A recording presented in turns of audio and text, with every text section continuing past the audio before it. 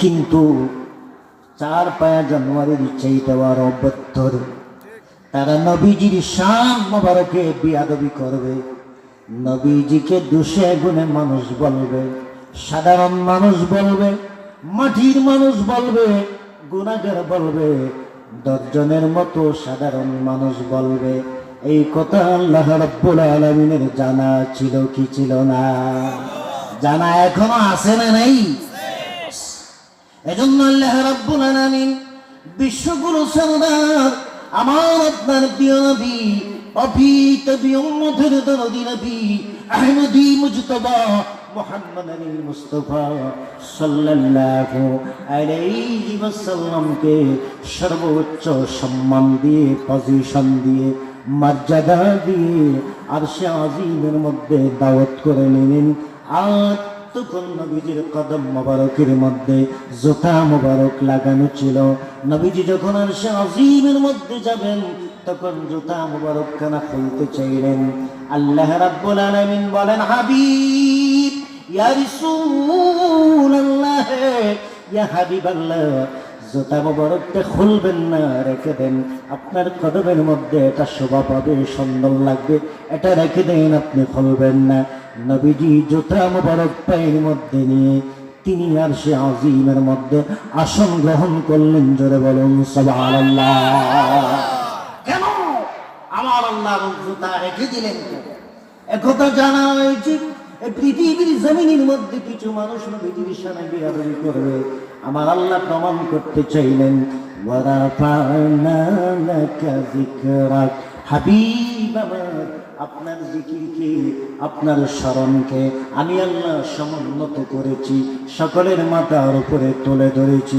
আমার আল্লাহ রাব্বুল আলামিন প্রমাণ করে দিতে চাইলেন, জানিয়ে দিতে চাইলেন সৃষ্টি জগৎকে, ও সৃষ্টি করেরা, দেখো দেখো আমার বন্ধু তোমাদের মতো না, সাধারণ কোনো মানুষ না, তোমাদের সকলের মাথার উপরে আমার বন্ধুর জুতা মুবারক আরশে আজিমের মধ্যে। জোরে বলুন সুবহানাল্লাহ।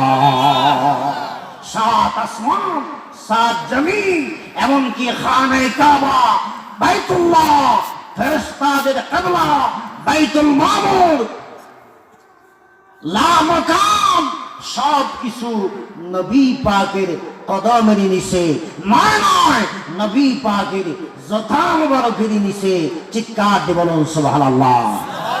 আপনারা বলেন ঠিক না বেঠিক? আওয়াজ দিয়ে বলেন ঠিক না বেঠিক?